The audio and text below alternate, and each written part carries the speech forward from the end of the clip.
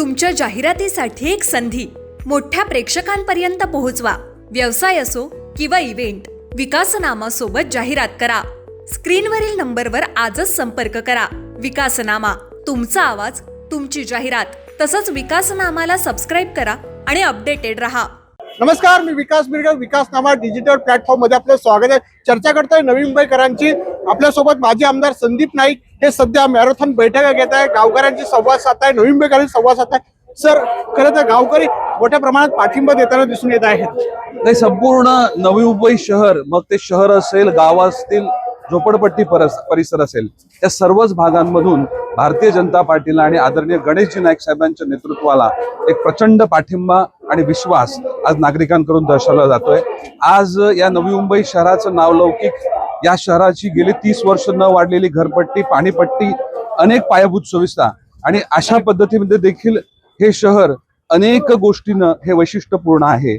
आज जे ठाण्यासारखं शहर, ज्या ठिकाणी अनेक समस्या आहेत, या गेल्या 6 वर्षामध्ये ठाण्यासारख्या शहराला जवळपास युडी डिपार्टमेंटनं 2000 कोटीचा फंड दिला, परंतु आज जर आपण कोणीही तिकडे गेलं तर तिकडच्या कॉन्ट्रॅक्टरला देण्याकरता पैसे त्या महानगरपालिकेकडे नाही आहेत।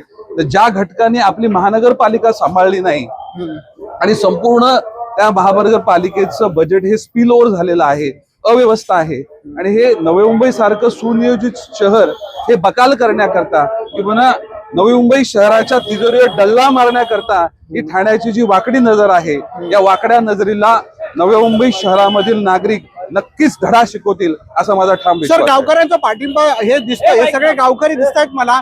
नवी मुंबईकर सुद्धा एवढं तुमच्या प्रेमात पडलेले आहे काय? आज नवी मुंबईमध्ये बघताय की आज आपण खूप मोठ्या संख्येनं सेक्टर असेल, आज विविध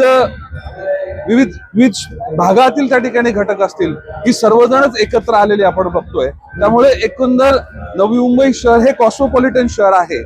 भारतातल्या विविध राज्याचं प्रतिनिधित्व नवी मुंबई शहरामध्ये आहे, महाराष्ट्रातल्या विविध तालुक्याचं प्रतिनिधित्व नवी मुंबई आहे, आणि आज 30 वर्ष नवी मुंबईचा झालेला विकास, ह्या पूर्ण विकासाचं त्या ठिकाणी नेतृत्व आदरणीय गणेशजी नाईक साहेबांनी केलेलं आहे।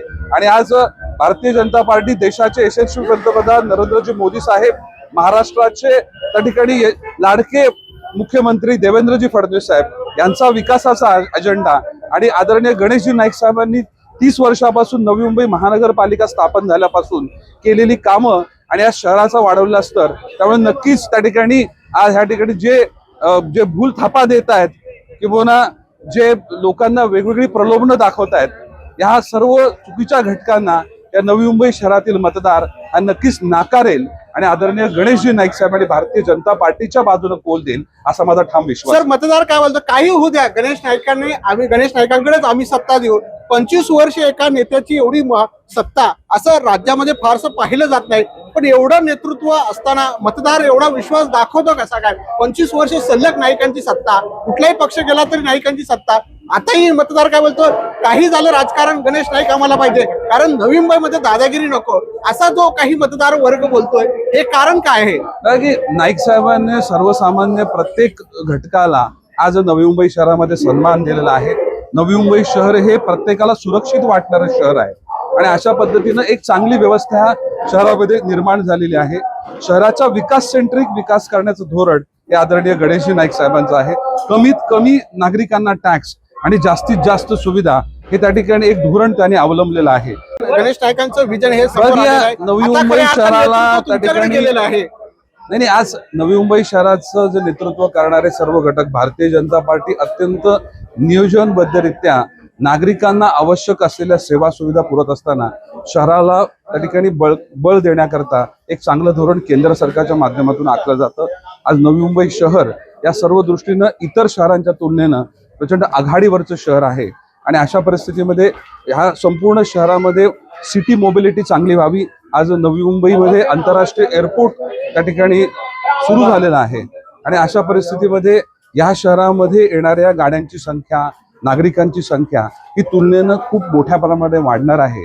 त्यामुळे या शहरामधील इन्फ्रास्ट्रक्चर नीट करणं हे त्या ठिकाणी नक्कीच येणाऱ्या काळामधलं एक धोरण असणार आहे, किंवा त्याचा एक चांगला आराखडा हा भारतीय जनता पार्टीच्या माध्यमातून आदरणीय गणेशजी नाईक साहेबांच्या नेतृत्वाखाली निर्माण केला जाणार आहे। या शहरातील तरुणांना रोजगार असेल, या शहरातील विद्यार्थ्यांना चांगलं शिक्षण असेल अशा अनेक गोष्टी त्या ठिकाणी देण्याचा प्रयत्न हा आजवर नवी मुंबईमधील महानगरपालिका असेल किंवा या शहराच्या नेतृत्वानं केलेला आहे. त्याला अधिकची गती देणं, आधुनिक गोष्टीचा अंतर्भाव करत हे शहरच प्रत्येकाला त्या ठिकाणी आपलं शहर वाटेल आणि प्रत्येकाच्यासाठी असलेल्या आवश्यक सुविधा मग त्या ज्येष्ठ नागरिकांकरता असतील, महिलांकरता असतील, युवकांकरता असतील, या सर्व गोष्टी त्या ठिकाणी संपूर्ण देशामधल्या चांगल्या प्रकल्पाच्या माध्यमातून त्यांना त्यांची तुलना करून एक चांगली सुविधा देण्याचा प्रयत्न हा भारतीय जनता पार्टीचा नवी मुंबई शहरात असेल. विरोधकांकडे दाखवायला काय नाही म्हणून असे आरोप करतायत का? ठाणे सुधारलं नाहीये, नवी मुंबई त्यांना बघता येत नाही. इतके वर्ष पालकमंत्री होते, मुख्यमंत्री होते, मग आता ह्या विकास म्हणताय, विकास त्यांना करायचा नेमकी कुणाचा करायचा? ठेकेदार करायचा काय, शिवसैनिकांचा विकास करायचा की वेगळ्या पक्षाचा करायचा? की त्यांनी आता आपण बघितलं की ठाण्यामध्ये कॉन्ट्रॅक्टरची बिलं देण्याला पैसे नाहीयेत. या 6 वर्षाचा जर आपण त्या ठिकाणी आढावा घेतला तर 2000 करोडपेक्षा जास्त युडी डिपार्टमेंटचा निधी हा ठाणे महानगरपालिकेला दिला. त्यामुळे त्यांना त्यांची महानगरपालिका सांभाळता येत नाहीये. त्यांचं काही म्हणजे कामाची गरज आहे आणि तिकडे काम करण्याचा अजेंडा त्यांचा नाहीये. त्यांचा अजेंडा काय हा संपूर्ण नवी मुंबईतील किंवा ठाण्याच्या जनतेला देखील माहिती आहे. परंतु ज्या प्रकारे ठाण्याची व्यवस्था त्यांनी विस्कळीत केली त्याच पद्धतीच्या नवी मुंबईच्या तिजोऱ्यांवर त्यांची नजर आहे आणि ह्या नवी मुंबईतील जनता अशा वाकड्या नजरेला थारा देणार नाही. त्यामुळे भारतीय जनता पार्टीच्या दिशेनं आणि बाजूनं या नवी मुंबईतील नागरिक कौल देतील असा माझा विश्वास आहे. सर, सध्या प्रचार कसा असतो? नव्या टेक्नॉलॉजी तुम्ही नव्या आधुनिक पद्धतीचे मानले जात आहे. आपण पाहू शकता संदीप नाईकांचा जोश, उत्साह आपल्याला पाहायला मिळतोय. सर्व गावातले जे आहेत ते पूर्ण कार्यकर्ते, पदाधिकारी, गणेश नाईक जे आहे समर्थक आहे मोठ्या प्रमाणात आपल्याला पाहायला मिळत आहेत. त्यामुळे गावागावामध्ये जर आपण विचार केला तर संदीप नाईकांचं जे आहे ते कौतुक केलं जातं. त्यांचा जोश, उत्साह जो आहे ते कार्यकर्त्यांकडून केलं जातं. गावावर आजही संदीप नाईकांचं प्रेम आहे, याच प्रेमातून आपल्याला दिसून येत आहे. त्यामुळे गाववाले आज तरी नाईकांच्या सोबत आहे, याच चित्रातून आपल्याला स्पष्ट दिसतंय.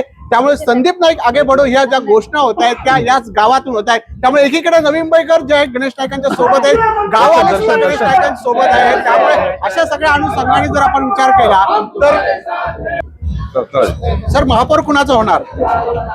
भारतीय जनता पार्टीचा महापौर होणार हे कोणीही सांगू शकतं. त्यामुळे मला विश्वास आहे की ह्या महानगरपालिकेच्या निवडणुकीमध्ये भारतीय जनता पार्टीला बहुमत मिळेल आणि भारतीय जनता पार्टीचा महापौर या नवी मुंबईच्या महानगरपालिकेमध्ये बसेल. आपण पाहू शकता सर, खूप खूप शुभेच्छा. पुन्हा भेटू 16 तारखेला, ज्यावेळेला तुमचा महापौर येईल त्यावेळेला पुन्हा एकदा आपण मुलाखत करू. हे होते संदीप नाईक. त्यांनी सुद्धा सांगितलं विकासाचं मॉडेल असेल, गणेश नाईकांनी केलेलं ज्या भूमिका असेल किंवा ज्या विकासाच्या मुद्द्यावर आम्ही निवडणूक लढतोय, विरोधकांकडे विकास नाही, विकासाचे मुद्दे नाही, अशा प्रकारचं राजकारण करतायत असा आरोप संदीप नाईकांनी केला. त्यामुळे पहिलं ठाण्याला बघा, मग नवी मुंबईकडे या, अशी भूमिका जी वारंवार नाईकांकडून केली जाते. तुमचं शहर सुधारा, मग आमच्याकडे या. सर, खूप खूप शुभेच्छा, धन्यवाद. पुन्हा एकदा भेटू. तुमच्या जाहिरातीसाठी एक संधी मोठ्या प्रेक्षकांपर्यंत पोहोचवा. व्यवसाय असो किंवा इव्हेंट, विकासनामा सोबत जाहिरात करा. स्क्रीनवरील नंबरवर आजच संपर्क करा.